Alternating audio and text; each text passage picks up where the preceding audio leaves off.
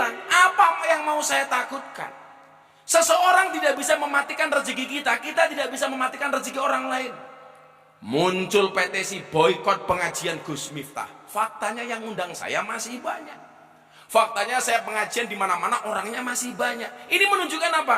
Anda hadir bukan karena saya, tapi karena dihadirkan oleh Allah Subhanahu wa taala.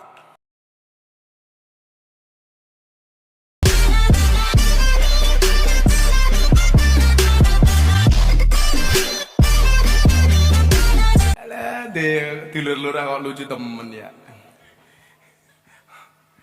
Jadi ketenangan, kenyamanan hari ini yang kita rasakan nggak usah diganggu dengan perilaku-perilaku yang tidak bertanggung jawab. Kita itu kadang-kadang punya masalah bukan disebabkan oleh orang lain, tapi karena diri kita sendiri. Hidupnya sudah nyaman, sudah punya motor, pengen naik mobil, utang pinjol. Pinjol nggak terima, judol.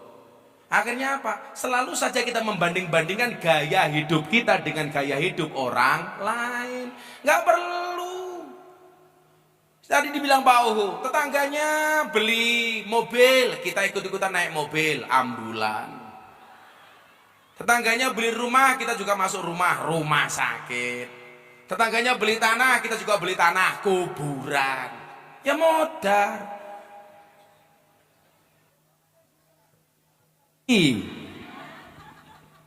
Cek. Demikian juga kalau kita berpunya ya biasa-biasa saja. Dirasani orang itu biasa. Kan saya selalu bilang, apa bedanya tinggal di desa sama tinggal di kota? Bedanya satu. Kalau tinggal di kota harus kandel dompetnya, tinggal di Purwasaba harus kandel kupingnya. Ya wong kampung desa ya, sing nglakoni adem ayem, sing nyawang kakean. Sing kakean cangkem biasane jilbabe ireng.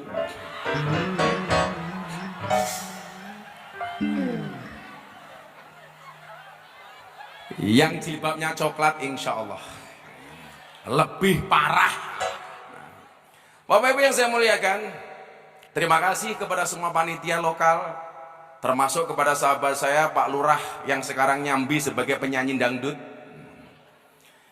Pak Huhu, Lurah yang selalu viral, yang terakhir duet dengan teman duetnya Lala Widi.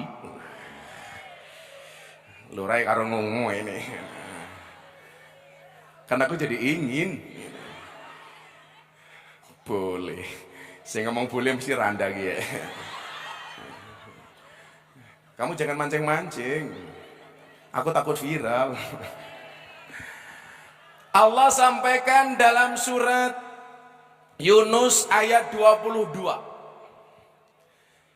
Ayat ini akan saya tafsirkan bagaimana kemudian keadaan bangsa ini yang sebenarnya baik-baik saja, tapi kita perlu waspada karena tetap ketika satu negara itu baik, ternyata ada pihak-pihak yang tidak pengen negara kita itu baik. Allah sampaikan dalam Al-Quran, Bismillahirrahmanirrahim, huwaladzi yusayyirukum fil barri wal bahr. Dialah Allah yang menjadikan kamu dapat berjalan di daratan dan di lautan. Kita semuanya meyakini semua kejadian itu atas izin Allah. Saya bisa sowan jenengan atas izin Allah, jenengan bisa hadir atas izin Allah. Sama ciptaannya. Orang kurus itu ciptaan Allah, orang gemuk itu ciptaanmu sendiri. Karena kebanyakan makan. Semuanya ciptaan Allah. Anda berwajah cantik gak boleh sombong. Kenapa? Karena itu given, hanya pemberian. Anda yang berwajah pas-pasan atau kurang juga gak boleh bersedih. Karena itu juga hanya casing yang diberikan oleh Allah. Maka kita gak boleh kemudian menghina orang karena fisiknya. Oh itu pesek, ingat. Orang pesek itu panjang umur, amin. Kenapa? Karena ambekannya ngirit. Kita nggak boleh kemudian menghina orang lain. Kenapa? Oh dia jelek, santai saja. Para suami yang pengen istrinya awet, menikahlah dengan perempuan yang jelek. Karena kalau istrimu cantik tidak akan awet. Mudanya dia cantik, tuanya pasti jelek. Tapi kalau istrimu dari awal sudah jelek, insya Allah sampai tua tetap jelek, awet. Nah, Semuanya atas izin Allah. Hatta idza kuntum fil fulki, kata Allah dalam surat Yunus. Sehingga ketika kamu berada dalam kapal kemudian berlayar. Ja'at harihun asifun. Kemudian datang, dia berlayar dengan angin yang baik, dengan gelombang yang baik, tidak ada badai. Yang terjadi kemudian apa?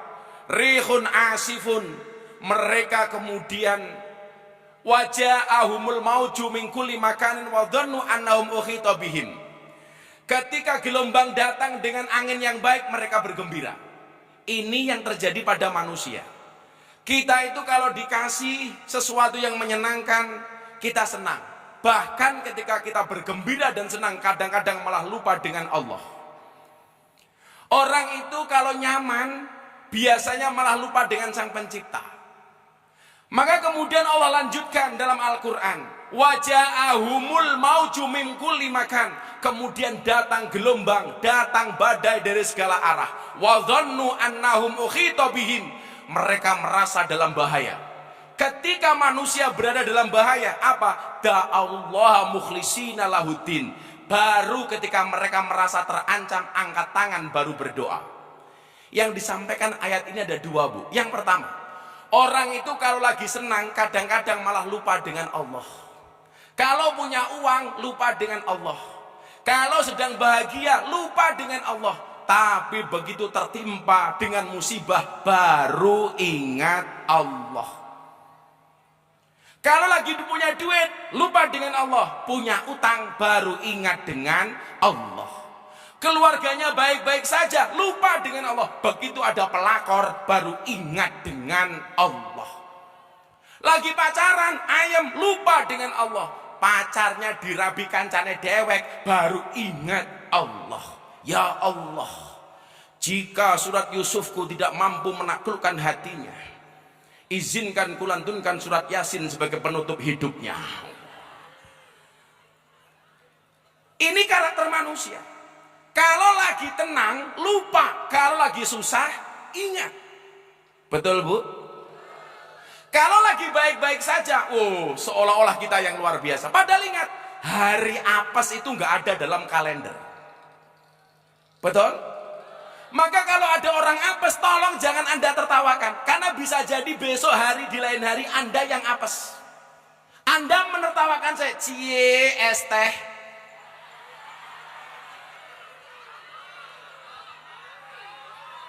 Kalau itu dianggap hari apes saya, apakah Anda yakin Anda tidak punya hari apes? Ingat, orang jalan saja kesandung, betul? Orang makan keselak. Makan sudah masuk, bisa keluar lagi, masuk angin. Asam lambung. Angin duduk, mudar ya angin duduk. Kita nggak ada yang tahu. Celakanya kemudian apa? Ketika kita senang, seolah-olah kita berada di atas. Ketika ada orang lain susah, kita tertawakan. Maka saya selalu bilang, jangan pernah umbar masalahmu di status WA atau di media sosial. Orang yang membaca statusmu ketika kamu susah, kira-kira susah apa bahagia? Kalau bisa yang kamu posting itu yang senang-senang saja. Supaya apa? Supaya pembenci membaca dengan penuh derita. Kalau susah jangan diumbar, cukup disimpan. Kalau senang posting. Yang benci sama kamu moco sambil merongos. Tapi kalau kamu susah kamu posting, sorry. Kamu punya kontak 1000, ketika membaca postingan susahmu, kamu berada dalam masalah. 99% mereka tepuk tangan. Rasain. Saya begitu punya masalah, satu media pun yang mengundang saya tidak pernah mau datang. TV ngundang, saya nggak mau datang. Podcast ngundang, saya nggak mau datang. Kenapa? Saya nggak mau curhat di media sosial, cukup saya dengan Allah. Saya tuh menangis cuma satu, gara-gara bapak saya di Lampung telepon. Bapak susah. Ngapa, Pak? Saben nonton TV, anaknya raimu tok. RCTI raimu. TV One raimu. Metro TV raimu. Inyong kedah keprimen, ya gampang, TV-nya patengi baik. Ya udah Pak, ya udah TV-nya saya matikan. Besoknya telepon lagi, Le, bapak masih susah. Kenapa? TV wis tak pateni, Le. Tetapi tetangga semuanya pada datang. Ngapain, Pak? Ya nyeritakan awakmu. Masa saya jawab tetangganya pateni baik. Saya kemudian teringat dengan ayat ini. Kita itu nggak bisa menjamin hidup kita baik-baik saja. Kenapa? Karena yang kita ini hanya wayang. Ada dalangnya siapa? Allah. Saya mau berbicara konteks kenyamanan bangsa Indonesia dimulai dari keluarga dulu. Dari kita sendiri. Gak akan mungkin kita semuanya lepas dari ujian, Le. Kamu kemarin bisa menertawakan saya gara-gara saya punya masalah ST. Tapi kamu jangan salah. Saya ngomong goblok sekali dia kaya. Apalagi kalau saya berdoa.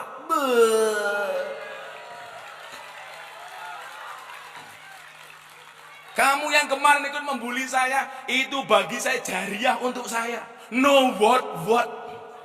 Ora apa-apa.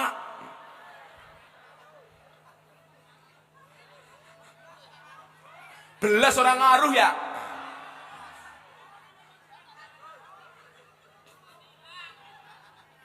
Nyatanya tambah ganteng.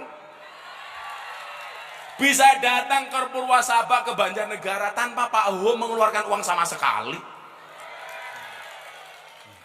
Sekarang yang lagi viral gayane lurai Purwasaba. Wah.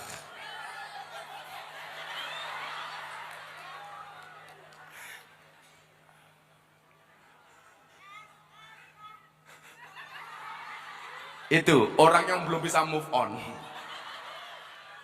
Malah kamu kan siap. Kamu sekarang mau bilang es teh mau apa? Aku udah gak trauma. Emangnya aku cowok apaan?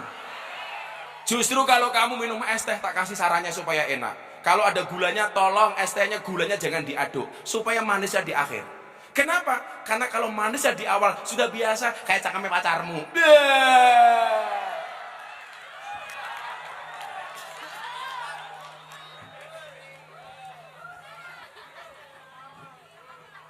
Kok yang ngomong cuma satu, pengalaman dibully se-Indonesia bro.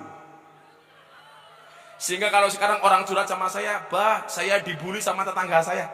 Kamu cuma tetangga, gua se-Indonesia men. Saya bilang, apa yang mau saya takutkan? Seseorang tidak bisa mematikan rezeki kita, kita tidak bisa mematikan rezeki orang lain. Muncul petisi boykot pengajian Gus Miftah. Faktanya yang undang saya masih banyak. Faktanya saya pengajian di mana-mana orangnya masih banyak. Ini menunjukkan apa? Anda hadir bukan karena saya, tapi karena dihadirkan oleh Allah Subhanahu wa Ta'ala.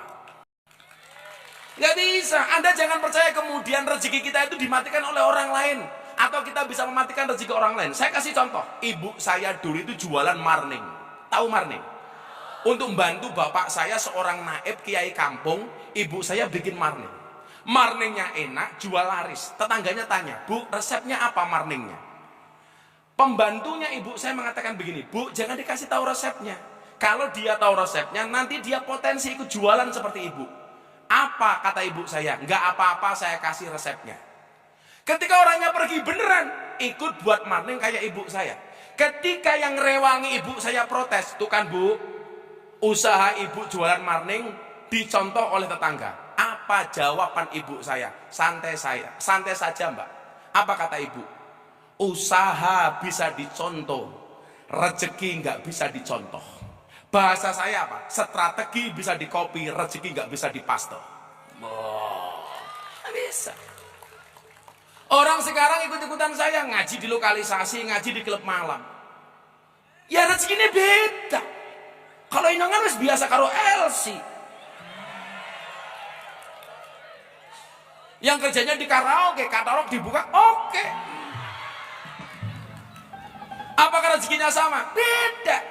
Kita berangkat ke laut, sama-sama bawa pancing. Lautnya sama, pancingnya sama, umpannya sama. Kira-kira ikannya sama? Enggak. Pulang apakah membawa ikan yang sama? Enggak. Sama-sama berangkat ke pasar. Jualannya sama, pasarnya sama, rezekinya sama? Enggak. Duduk di sini sama. Nanti ada tanya jawab dengan saya. Yang tanya saya kasih uang. Apakah rezekinya sama? Tidak. Nggak bisa. Makanya kenapa kemudian kita selalu saja disibukkan dengan pertengkaran, dengan permusuhan. Sama halnya bangsa ini. Pak Prabowo itu belum setahun jadi presiden. Di demo macam-macam. Padahal apa? Orang yang ikhtiar membangun bangsa ini supaya baik. Program-program, janji-janji kampanye mulai ditunaikan. Mulai dari program MBG, makan bergizi gratis. Saya yakin sampai hari ini memang belum rata, tapi sudah dimulai. Jangan kemudian kita apa? Memprovokasi, membuat video di TikTok, di media sosial, cah cilik le, gak video, wow, orang kebagian mangan, wow. Ini nalarnya di mana coba? Nalarnya di mana? Bangsa ini kalau mau besar, biarkan para pemimpin ikhtiar untuk mensejahterakan rakyatnya. Rakyat cukup bersabar dan mendoakan para pemimpinnya. Umpamanya dalam konteks Banjarnegara, Anda sudah milih bupati. Kalau saya dari dulu punya prinsip, wani milih, wani nagih. Artinya apa? Kita sudah milih beliaunya jadi bupati, kita hari ini wajib nagih. Yang ditagih apa? Janji-janji kampanyenya supaya dijalankan dengan baik dan benar sehingga menjadi pemimpin yang berhasil, betul? Maka bagi saya nggak penting saya itu punya jabatan apa, bagi saya nggak penting. Lebih penting Pak Prabowo dan Mas Gibran menjalankan program-programnya sehingga membawa anak bangsa Indonesia menjadi bangsa yang sejahtera. Amin Allahumma amin. Nggak penting saya dapat apa, saya bisa nyari uang sendiri kok. Ngapain? Karena saya meyakini kamu yang belum menikah, aku takut Gus kalau besok menikah saya belum punya rezeki. Kamu kalah sama nyamuk, kamu kalah sama cecak. Cecak itu hanya merambat di tembok, rezekinya terbang, wujudnya nyamuk. Sementara cecaknya nggak bisa terbang. Ini kalau boleh protes, cecak ini pasti protes duluan. Itu rezeki saya mabur, terbang. Sementara saya hanya nemplok di dinding nggak bisa terbang. Tetapi apa? Allah itu adil, Bu. Buktinya apa? Bagaimana cara cecak mendapatkan nyamuk? Ternyata nyamuk Sherlock kepada cecak. COD. Datang seekor nyamuk, hap lalu ditangkap. Pertanyaan saya, cecak yang mendatangi nyamuk atau nyamuk yang mendatangi cecak? Nyamuk yang mendatangi cecak. Itu artinya apa? Kalau kamu belum berani menikah gara-gara merasa nggak punya rezeki, berarti kamu kalah dengan cecak.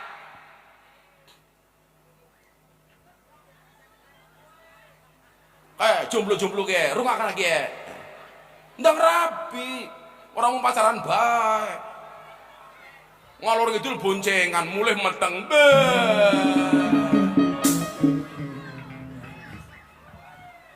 Kok ketinyong ya?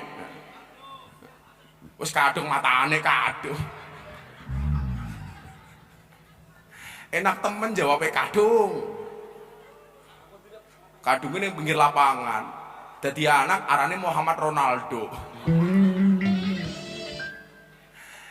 Nah, dalam konteks yang lebih besar, negara ini yang baru tenang diuji dengan sifat-sifat intoleran warga negaranya. Hari ini kita berada pada fase birihing toyibah. Ini Indonesia lagi tenang, damai, rukun, ayam, sejahtera. Tahu-tahu ada masalah intoleransi seperti di Sukabumi, di Cidahu, kecamatan Cidahu. Orang beribadah di dalam villa kemudian dipersekusi. Maka kenapa saya minta kepada anak-anak saya, tolong hadirkan semua agama untuk berdoa di atas panggung. Kita nggak pernah tahu dari beliau-beliau ini doa mana yang dikabulkan oleh Allah. Jangan kemudian Anda merasa risih umpamanya ketika kawan kita Katolik berdoa di atas panggung. Dia juga punya hak untuk berdoa. Kawan-kawan kita Hindu punya hak untuk berdoa. Kawan-kawan kita Buddha punya hak untuk berdoa, betul? Saya meyakini Indonesia itu akan baik-baik saja manakala seseorang itu beribadah di tempatnya, dia beribadah sendiri tanpa mengganggu tempat ibadah orang lain. Maka ketika Idul Fitri ucapan saya apa? Mohon maaf, ketika Natal ucapan saya apa? Saya mengucapkan Selamat Natal bagi kawan-kawan saya Katolik dan Kristiani. Rayakan hari raya Anda dengan penuh sukacita dan bahagia, sebagaimana saya merayakan Idul Fitri dengan sukacita dan bahagia. Saya akan berangkat ke masjid, silahkan Anda berangkat ke gereja. Kita mungkin berbeda, tetapi sama-sama anak bangsa Indonesia. Begitu saya mengucapkan selamat Natal, orang bilang, Miftah jadi Kristen gara-gara mengucapkan selamat Natal. Yang bilang siapa? Tanggal 10 November saya mengucapkan hari pahlawan. Saya nggak jadi Avenger. Saya mengucapkan hari ibu. Saya nggak jadi ibu. Kamu yang jomblo mengucapkan selamat menikah, kamu tetap jomblo. Nggak segampang itu, Ferguson.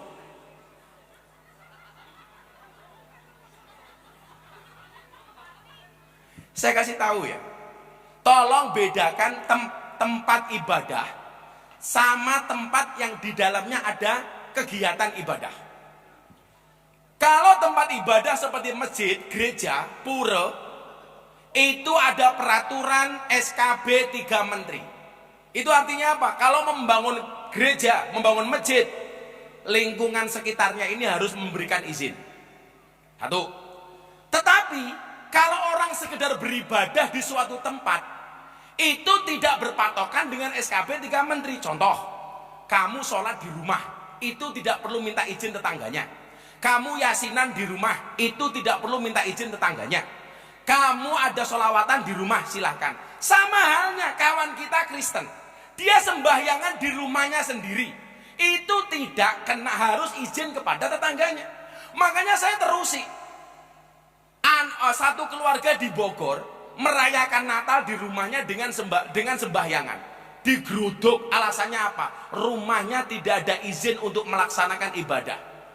Dari mana orang beribadah di rumahnya sendiri harus pakai izin? Kalau harus pakai izin, berarti kamu besok tahlilan harus pakai izin. Kita jangan menang-menangan, mentang-mentang kita mayoritas, saya boleh, kamu nggak boleh. Itu bukan Indonesia.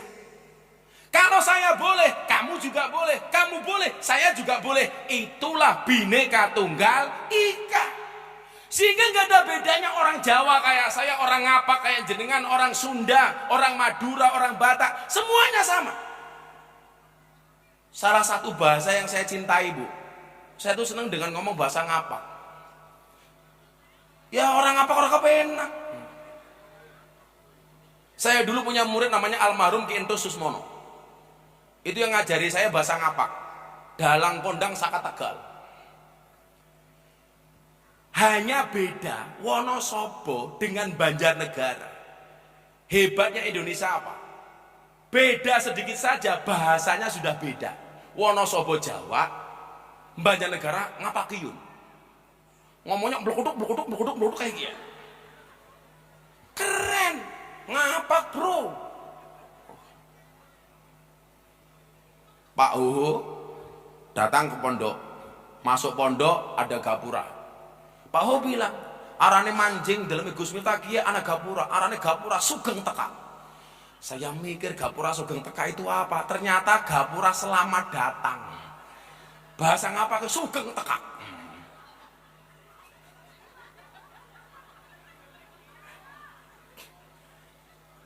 Saya dulu di rumahnya almarhum Kentos diundang ngaji, pagi-pagi saya dibangunkan. Gus Kiek, isuk-isuk ngobori cocot. Lah inyongnya mikir ya, apa Kiek ngobori cocot? Ternyata udut. Kalau bahasa Kebumen ngomprongi congor, keprimen maning. Ini keindahan. Dari segi bahasa kita bisa beda, dari segi suku kita bisa beda, dari segi agama kita juga bisa beda. Lah dalam konteks Pancasila semuanya punya hak yang sama. Yang Muslim silakan berangkat ke masjid tanpa diganggu. Yang Kristen Katolik silakan berangkat ke gereja tanpa diganggu. Yang Hindu silakan berangkat ke pura tanpa harus diganggu, tanpa harus intervensi kepada ibadah agamanya orang lain. Lucunya apa? Kita itu nggak taat dengan agamanya sendiri, kadang-kadang justru intervensi dengan agamanya orang lain. Wes ra tau sholat, ra tau neng masjid, ana mau ke gereja kok kemudian kita susah. Makanya coba sekali-kali Anda main ke pondok saya. Bulan depan ini kebetulan ulang tahun pondok saya.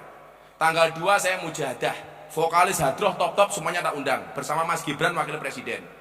Tanggal 3 pagi saya jalan sehat, saya kasih hadiah 5 motor baru. Tanggal 4 saya ada event anak CB, anak King, anak Vespa. Saya mau acara, ada Mas Charlie dan lain-lain. Tanggal 5 puncak acaranya, saya bikin konser seperti ini di lapangan yang di sampingnya ada gereja Katolik. Yang ngisi siapa? Ada Denny Caknan, ada Tip Ek, ada Pak Deddy Mulyadi. Coba sekali-kali Anda datang, ada Tip Ek macam-macam itu. Lah, panitianya siapa? Muda-mudi Katolik. Ada gereja, anak-anak Katolik saya ajak. Ayo, kamu ikut bantu acara pondok. Jalan sehat, orang-orang Katolik Kristen semuanya ikut. Selatan rumah saya, rumahnya pengurus gereja, pendeta. Utara rumah saya kuburan. Dan Anda tahu, seumur hidup saya tidak pernah bertengkar dengan tetangga selatan saya.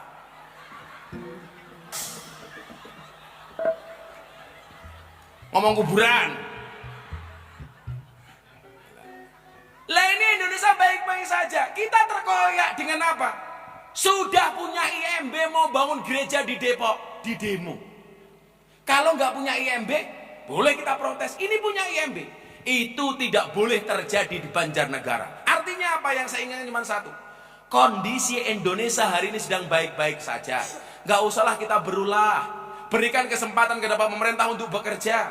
Kita bersabar. Seumpamanya belum kebagian BLT, sabar. Kamu belum kebagian BLT, marahnya sama siapa? Lurah hoho. Yo inyong ora kebagian BLT ya. Wong sing BLT didum dulure dewek. Kamu seudon seperti itu. Emangnya jadi lurah itu gampang. Hoho iki gajine piro? Karena gajinya kecil, nyambi YouTubean nyanyi karo Lalawidi. Buka titik, Jos. Tapi ya lurah paling gleleng se-Indonesia kayaknya lurah Purwasaba ya. Wis gayane ditiru, lagune ditiru. Hah? Tatoan. Dulu dia dibully soal tato, yang belain saya.